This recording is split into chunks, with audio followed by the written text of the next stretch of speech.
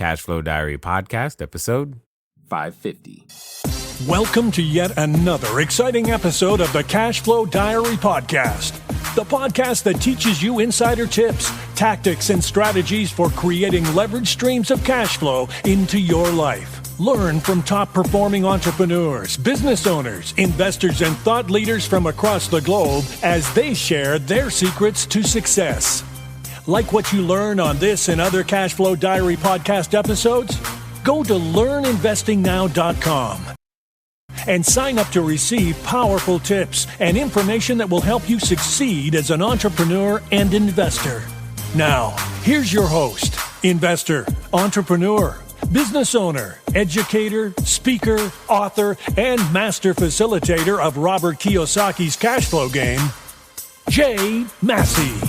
All right, ladies and gentlemen, welcome back to another episode of the Cashflow Diary podcast. I'm your host, Jay Massey, and I'm glad that you are here today because we are going to be talking about something that I know personally makes a huge difference in your ability to be productive every day and productive in every facet of your life.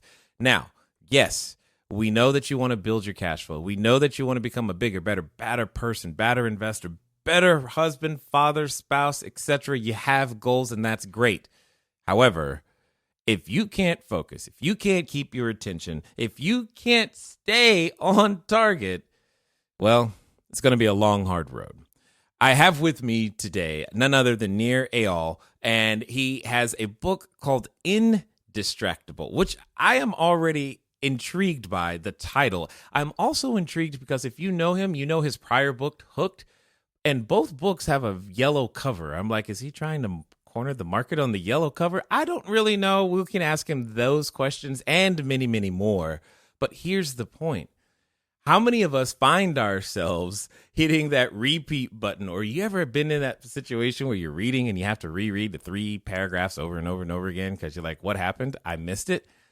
Now being able to have control over something like your focus, your attention is going to be, it's like a secret weapon. That's how I'm going to say it. And that's why I think he wrote the book. So I know you're probably walking the dog, changing some diapers, listening to your kids scream in the background. But right now, I'm going to ask you to become a little bit more indistractable as we listen, learn, and love from Nir Eyal. Nir, how you doing? I'm doing great, Jay. That was a beautiful introduction. You really nailed it. Thank you. Well, you're making it easy because this topic is something that's near and dear to my heart, and we will definitely get into that.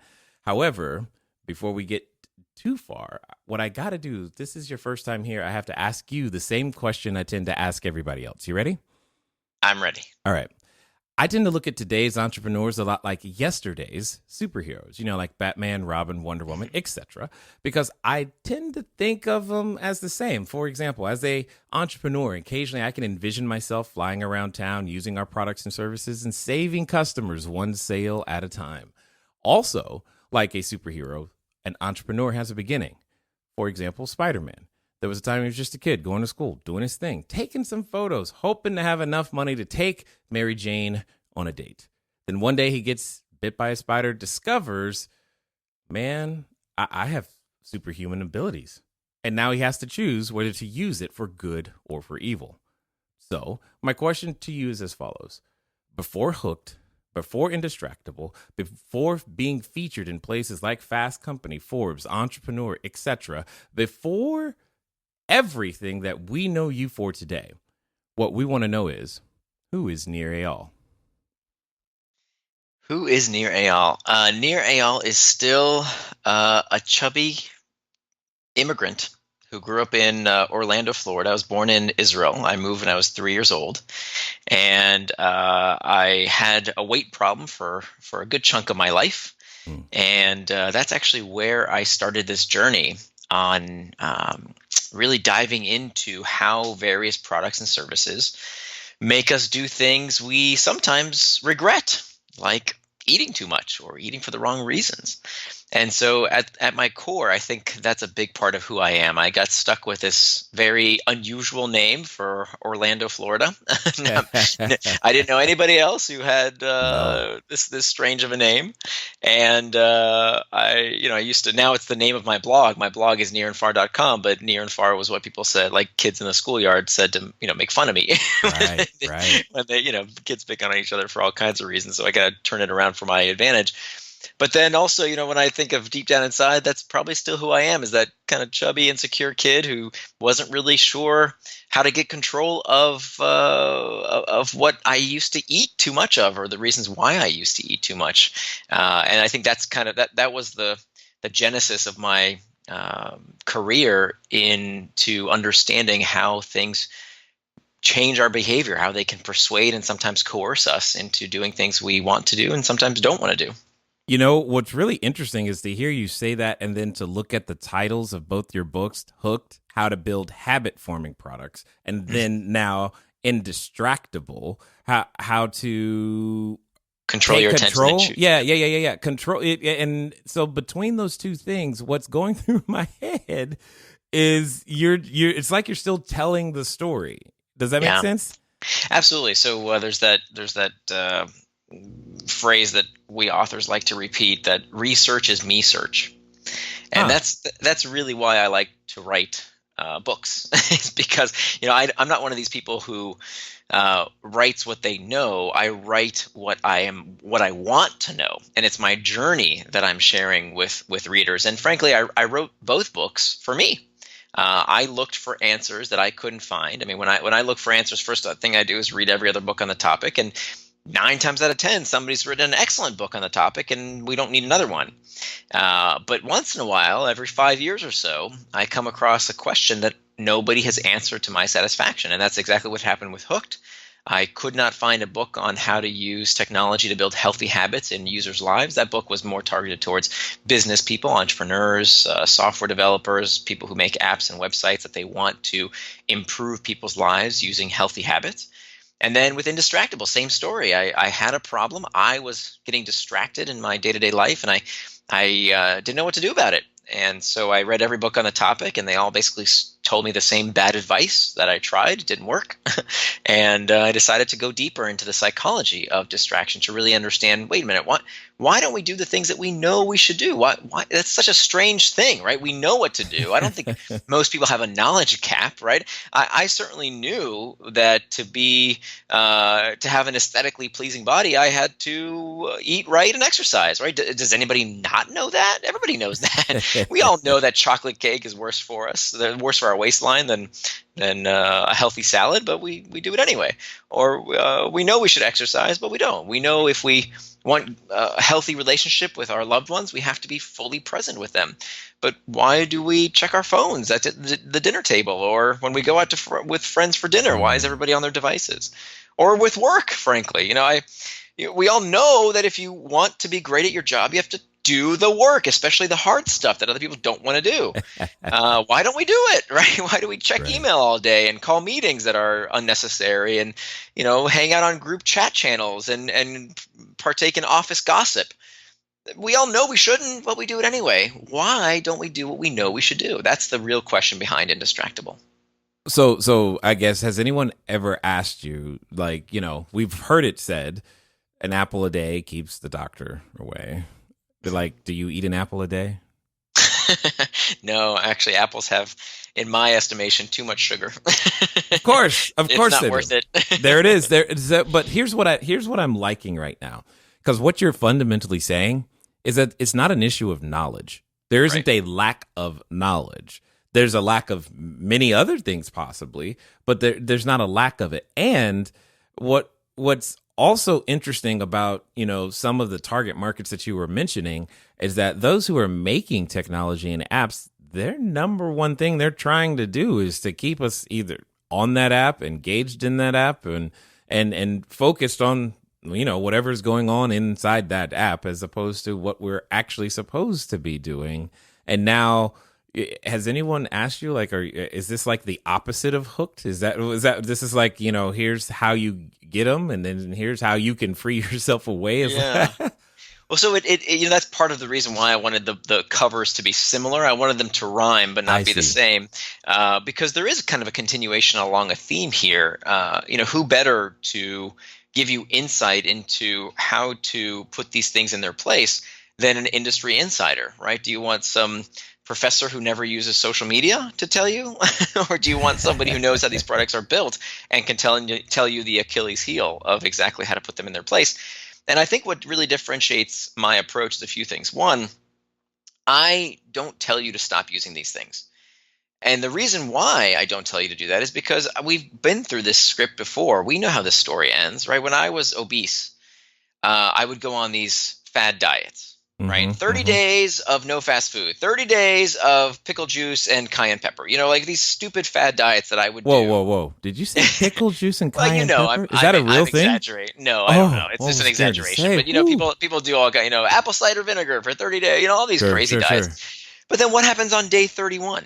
Well, you go back to normal. Right, exactly. So In for fact, me, you're okay, looking forward to going back to normal by day that's 31. right. That's exactly right. So instead, and that's exactly what happens with these silly digital detoxes or 30-day plans is, unless we figure out why we are really distracted, what's the psychology of distraction, then we just go back to our old habits again and again. And so that's really what this book is about, not just when it comes to technology distractions, but all distractions. And I think it's important, words really matter here.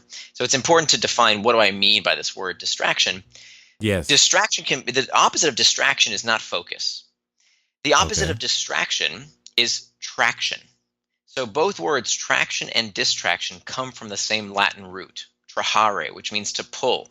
So traction, by the way, both words end in the same 5 letters. They both end in ACTION, right? Action. Nice. So distraction and traction. So traction is any action that pulls you towards what you want. The opposite of traction is distraction, any action that pulls you away from what you want to do. And so the difference is really intent. And so I'm not one of these people who say that somehow playing Candy Crush is morally inferior to watching a football game, or that, checking email is better than, a Slack channel, or I don't know, whatever it is. It's not the technology that's the problem. This is what I learned in my 5 years of researching this book, is that my gut reaction and what every other book told me, what every tech critic says, technology is the problem. You see, that's what's getting you distracted. It's the technology. And it's not the technology. Every generation blames the technology, right? Before the internet, it was television. Before that, it was the radio. And I mean, for God's sakes, even the written word, Plato talked about how the written word was going to enfeeble men's minds. So all of these things have created these moral panics. And the problem is, and here's the deep truth that I learned, the problem is that the distraction is not the technology. The problem is that the distraction is thinking it's the technology. Because when we create this scapegoat, it saves us from having to do the work to actually fix the problem. Wait a minute, it's not technology that's addicting my kids? Wait a minute, it's not the technology that's keeping me away from doing what I want to do? Wait a minute, that means I might have to actually do something about it. And I don't know if I like that. So let me instead blame something else. What? Are you saying you want us to take responsibility? Stop it. What? Now, okay, so this topic is really near and dear to me for a number of reasons. One, I do my best to be as productive as humanly possible every day because, time matters. Being able to create value is part of it. And I know for myself, I enjoy everything technical possible. I mean, without the miracle of technology, if you will, this conversation between you and I would not be happening right now. That's right. So That's right. it's there's no avoiding technology, I guess, is really where I'm going. However, you presuppose that we can control its effect on us. That's what I get, and I want to hear more about what you mean there, because to be able to have control over that would be freeing for many, I think. Yeah, it's interesting. You mentioned this idea of a superpower earlier, Yes. and how entrepreneurs have this superpower. So this is, to me, the superpower of this century. That this is why I call the book Indistractable. Indistractable like indestructible. That if you are the kind of person who lives with personal integrity, if you are as honest with other people as you are to yourself, if you do whatever it is that you say you're going to do, it's not me that's going to tell you what your values should be. What I want to do is to empower you to live out your values, no matter what your values are, Mm-hmm. but to actually live out those values. That's what's important to me. And so I'm not going to tell you that doing X or Y or Z is good or bad. What I'm going to do is to try and help you do whatever it is you think is important for your life based on your values. And so that to me is a superpower, because imagine how powerful we could become if we did everything we said we would do. When we worked out when we said we would. We would work on those big projects at work even though we don't feel like it, we still do them. We still get them done. I mean, you could run circles around your competition if you simply executed on everything you said you're going to do. Well, I'm actually wondering, because when you say everything, that can sound like a weight. I'm wondering, like, even if we just did 10% of what we said, Right. That's true. Yeah. because it's one of those things where, when we get inspired to do something, like right now, someone's probably being inspired to do something that they know they should have already done, and they're going to make the decision, well, I'll get to it on Monday. I'll start it on January 1st. That's the popular one right there. It's like, okay, cool. I know I want to lose weight or earn more money. I'll just wait till January 1st, and it's the middle of summer. And I'm like, why not start today? Mm-hmm. Here's my question, though. When it comes to this concept, then, of being distracted and I guess losing traction towards something, or being pulled, I think that was the word. Why does it feel so good then? Hey guys, thanks for listening as always, and I'm glad that you continue to support with each and every download and subscription and share. One of the things that I want to ask you, though, is where are you listening to me from right now? I know some of you, maybe you're on a treadmill, maybe you're washing dishes, maybe you're walking that dog, and some of you are actually in a vehicle driving right now. One of the fun things that you can do, get some of your time back, is begin to living a car-free existence. But even then, it can be a little complicated. So one of the things that I want you to do is I want you to go over to Zipcar. Go to joinzipcar.com/cashflow diary. It's a way that I am able to still go get a car just for a few hours, very, very simply, so that if I have a lot of errands to run and sheets to drop off and running to the short-term rentals, or if I just want to go for a long trip up to LA and back, etc., I can rent a car for a very, very short period of time.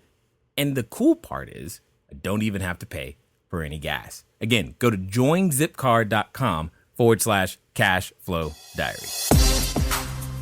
Why do we do it? Right. It's a great question. And it's a pretty perplexing one if you think about it. It's pretty mysterious. Why do we, despite knowing what to do, we all know, not only today, knowing what to do, but we also know that it's not good for us. But in that moment, it doesn't seem to matter. Right. It's exactly as you said. It's not about the knowledge gap. It's about this idea that it's not just about what you do. It's about what you prevent doing, right? What you make sure you don't do on the path to doing your tasks, making sure you don't get distracted with all the other crap that comes out along the way. So the reason we have to back up to a more fundamental question, which is not only why do we get distracted, right? Why do we do things we know we shouldn't do, or don't do the things we know we should do? But let's back up even a question deeper to really start from first principles.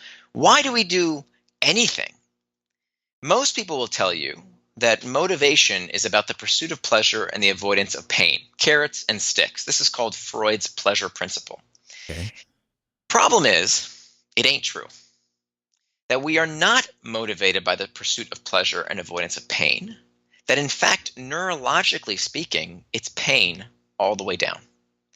That this is called the homeostatic response. And you can see it physiologically, right? When it comes to our bodies, when we feel discomfort, the body gets us to act. So for example, if you're cold, you put on a coat. If you go back inside and now you're hot, you take it off. If you feel hunger pangs, you eat.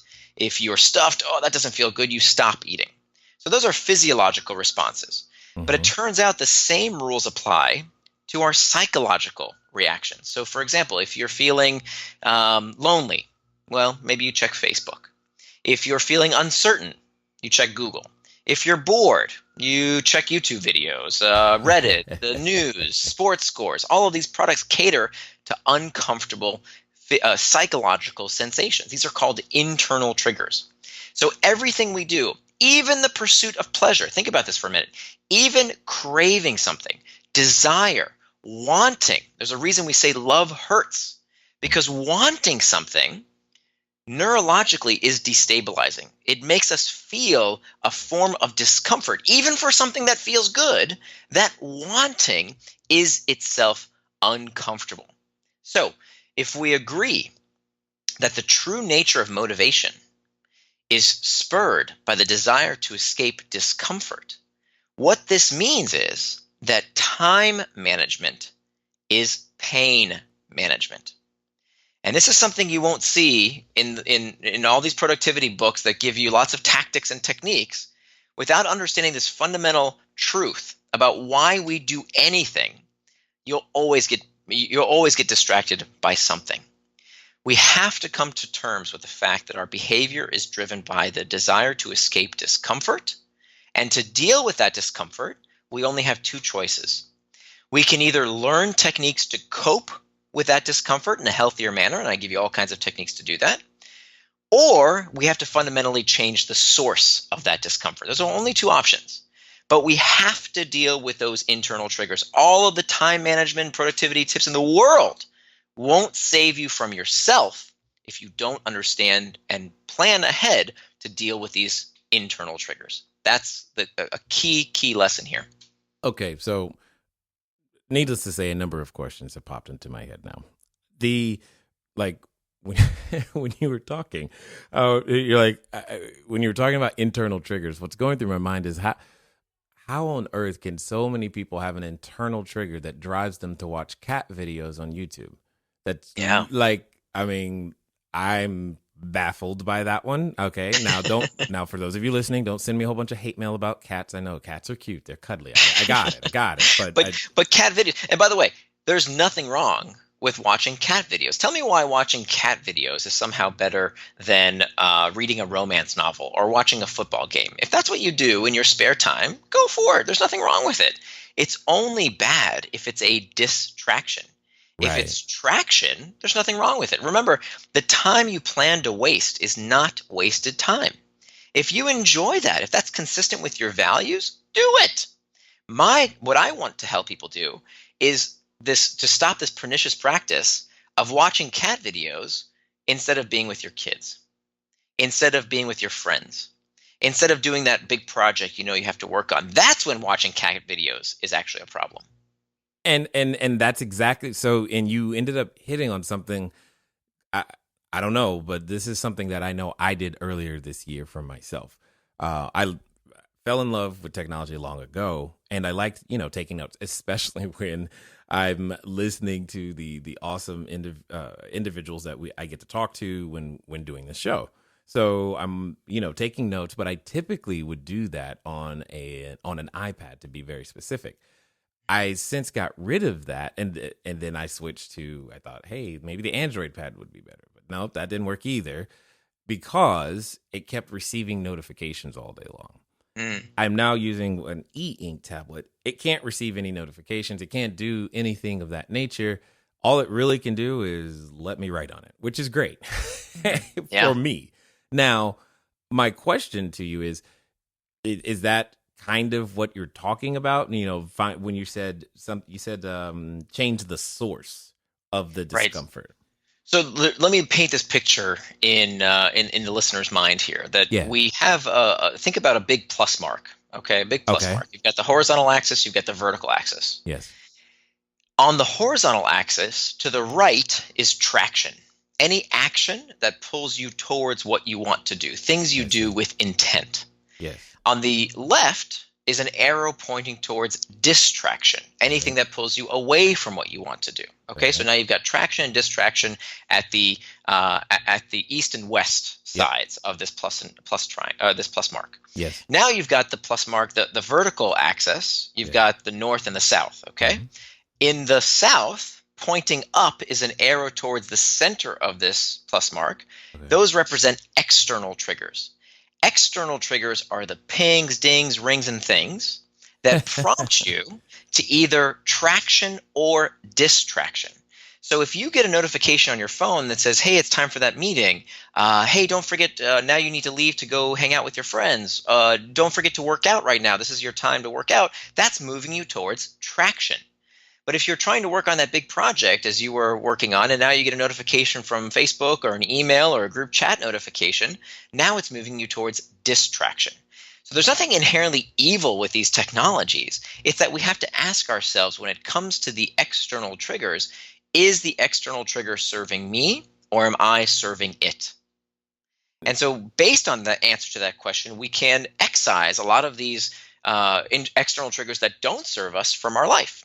Now, there's still one more part of this plus mark. The north represents internal triggers. So we have external triggers from the bottom. We have internal triggers from the top. Mm-hmm. And those internal triggers can also move us towards traction or distraction, to the right or to the left, traction or distraction. Now, those internal triggers are the most important thing we have to deal with. This is what we were talking about earlier with those uncomfortable emotional states that we seek to escape. Right? These internal triggers prompt us to either traction or distraction. So most distraction, by far the most distraction, comes from internal triggers. Distraction starts from within us. It's the desire to escape boredom, loneliness, fatigue, uncertainty, whatever it might be. We have to learn how to deal with those first. That's the first step. Now that we have this picture in your head, right? You have these 4 points of this plus mark. At the top is master the internal triggers. That's the first step. Now we're going to go clockwise. So now we have on the east side, right? We have make time for traction. That's the second step. Make time for traction. This is all about putting time in our day to live out our values. This is what I call turning your values into time. If I ask most people, what's important to you? Oh, my kids, my family, my friends, my health. That's what's really important to me. Oh, is that right? Well, is that time in your schedule? Turns out 2/3 of Americans do not keep a calendar. No calendar whatsoever.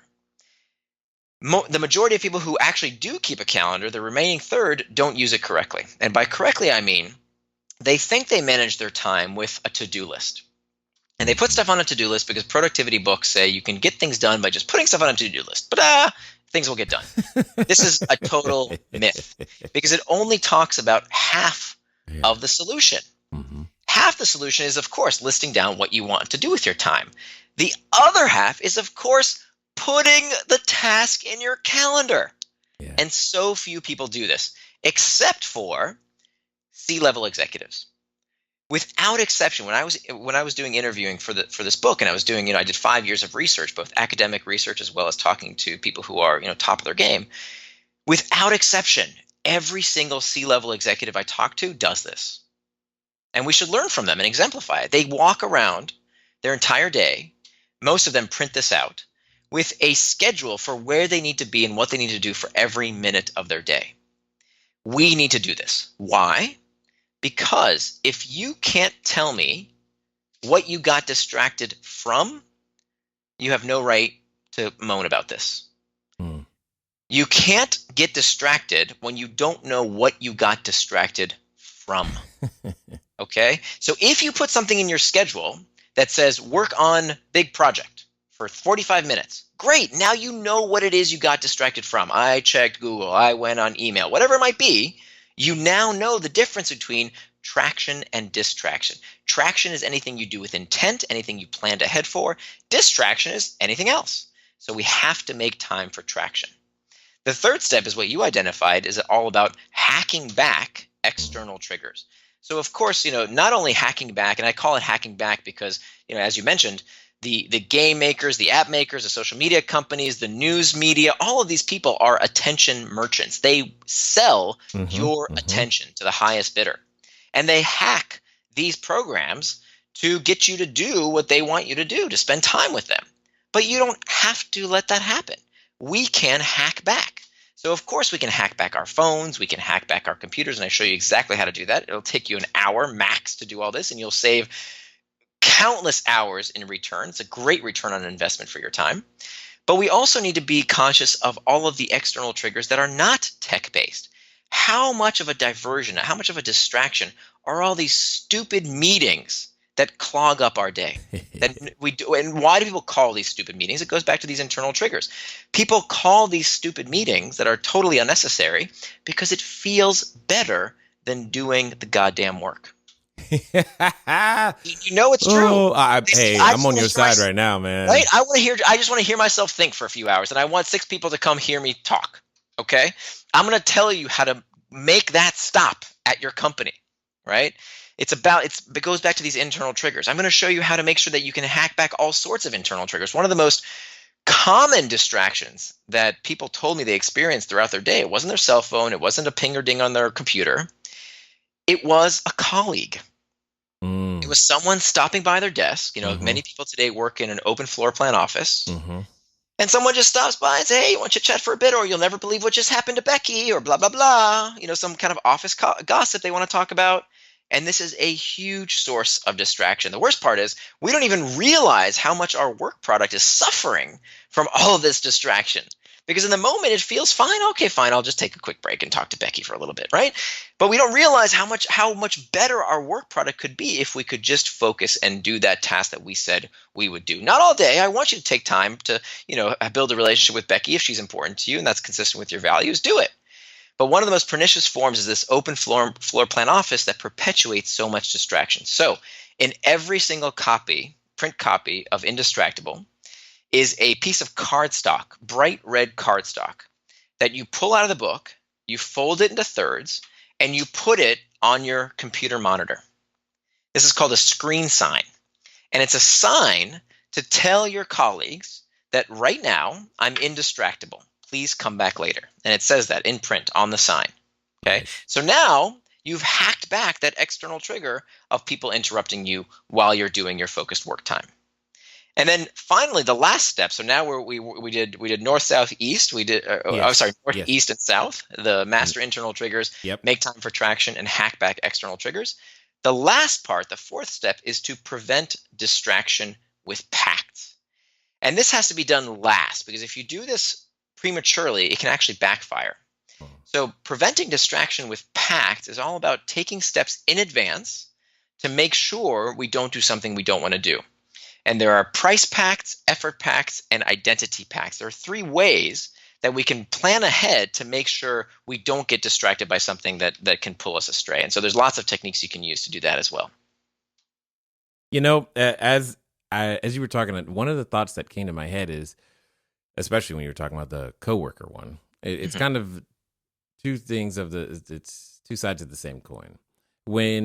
Have you quantified what distraction costs, in terms of dollars, per number of employees or something? I haven't quantified it, but it is huge. I'm just like, this number has got to be massive. Yeah, we don't have to quantify it in order to know that it's a problem. And by the way, just a quick note, I'm not against diversions. Right. So some people, when I tell them about this philosophy of becoming indistractable, they say, oh, but distraction is a good thing. It helps me become creative. It helps me take in different people's insights. No. That's a diversion. A diversion of attention is perfectly wonderful. If you want to, read some website that has nothing to do with your work because it's fun and it's educational. If you want to hang out with a colleague, great. If you want to meditate, pray, great. Whatever it is you want to do, those are diversions of attention, but they are not distractions. Distraction is anything that pulls you away from what you yourself planned to do. One of the myths around distraction, this is amazing because distraction tricks us in the moment, right? This used to happen to me all the time before I figured out this methodology. I would sit down at my desk and top of my to-do list was finish the presentation, right? I had to do a slide presentation or I had to do some writing, hard work, right? That required focus. And I'd sit down and then I'd say, let me just check email for a quick minute here because that's productive, right? Email, that's kind of a worky thing to do, right? But guess what? If that's not what you plan to do with your time, it is just as much of a distraction as playing video games because that's not what you plan to do with your time. And so the real idea here is how do you do what it is you say you're going to do by planning ahead? I mean, if there's one mantra I want people to remember to get tattooed on their arms is that the antidote for impulsiveness is forethought. that if you are making plans for how you're going to get in shape when the fork with a chocolate piece of chocolate cake is on its way to your mouth, it's too late. You've lost, right? If you are saying that social media and email is distracting, but you sleep with your cell phone next to you on your nightstand, you've lost. They're going to get you, okay? These companies understand what makes you click and what makes you tick better than you understand yourself. So we have got to plan ahead. We have got to take these four simple steps to make sure that we can get the best of these tools without letting them get the best of us. So I guess as, an aside, are people who like do telecommuting or working at home or what have you, are they less distracted? Because, that coworker isn't there. Yeah, well, so I work from home, so I'm one of this category of people, and there are different potential distractions because at least in the office, you can see other people working, right? And so there's kind of this social proof of, okay, everybody's busy, I'll be busy too. When you're at home, nobody knows if you're, scrolling through Reddit and watching YouTube videos. Nobody knows if you're reading a book. Nobody knows if your kid comes into while you're working and interrupts you while you're busy doing something. And so all those things can be distractions as well. And so in many cases, I actually find that people who I've worked with, who are people who work from home, have in some ways I don't know if I would say more difficult time, but certainly a different set of challenges when it comes to distraction. Yeah, no, I would agree with that. I was kind of wondering what you were going to say, but because at the same time, sometimes I feel like I'm more focused when I actually go. Like I'll go to Starbucks intentionally, Sure. Yeah. And I feel like I get more done there than if I stayed at home. Now, is there a point at which distraction becomes just procrastination? So procrastination is when we intentionally put something off. Procrastination is what we do as one form of distraction. It's a subset of distraction. Distraction is defined as any task that pulls you away from what you really do or really want to do. And so when you procrastinate, that can be a form of distraction. But I wouldn't say that all procrastination or all distraction is procrastination. I would say that all procrastination is distraction. For example, okay, well, what is a form of distraction that's not procrastination? What if you are, you planned to be with your kid and you get bored for a second and you check Facebook? Okay, that's not procrastination. You're not putting anything off. You're just not being fully present and doing the thing you said you wanted to do. Got it. Totally understood. This is quite interesting, and I can see it having a profound effect for a number of entrepreneurs, a number of moms, dads, brothers, sisters, everyone in so many different ways. In fact, I'm going to take a stab and say that, the people who've listened this far, they want to find out more. What's going to be the best way for them to catch up with you or, find out more about the book, grab a copy, etc.? Absolutely, yeah. So the book is called The Indistractable. It's spelled I-N, the word distract, A-B-L-E, so Indistractable. And if you go to indistractable.com, there are all kinds of free resources and tools there. Whether you buy the book or not, you can get an 80-page workbook free on how to become indistractable. And the book is available wherever books are sold. There's all kinds of tools there at indistractable.com that as soon as you get the book and enter your order number, you'll get a video course, you'll get a distraction tracker, all of these tools, a schedule builder, all of these tools that I couldn't put in the book because I needed something interactive. So you'll get all these tools online, like the schedule builder is a way for you actually to create a schedule template, and that's completely free. You don't even have to sign up for anything for that one. And all that's available at indistractable.com. Love it. Love it. Now, as we wind down, I have a final question for you because I'm curious to hear your answer. Let's just pretend for a moment that, there's someone who's been listening this far and they get to what I like to call the precipice of decision. It's that point where something you've been putting off or thinking you should have done a long time ago, you're finally like, you know what, that's it. I'm drawing the line in the sand. And based upon something you said or we said together, they're finally there. They're like, okay, that's it. I'm doing it. Nir says I can do it. I believe him. I'm moving forward. Now, Nir, like I know, when we make these types of decisions, often it comes with a companion, and that companion comes in the form of a voice. And it's a voice that reminds us, how it didn't work last time, why it probably won't work this time. And you're going to be productive now. Don't you know who you are? And for some people, they're related to that voice. So my question to you is as follows. Let's pretend that they're actually going to follow through. They're going to do exactly what you suggest, and they're going to do so in the next 24 to 48 hours. What would you suggest that they do? I would suggest that we reimagine our temperament.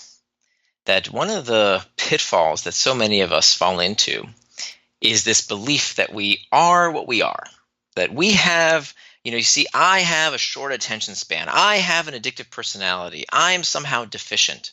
You see, as you said, you see what happened last time? This is just evidence of what I'm incapable of. And that is a story. It's just a myth. And it's a story that thankfully we can retell ourselves. So psychologists have found that one of the best techniques we can use is self-compassion. That people who use self-compassion, who have a high degree of self-compassion, are much more likely to accomplish their long-term goals. So you say, okay, well, how do I cultivate self-compassion? It's actually quite easy.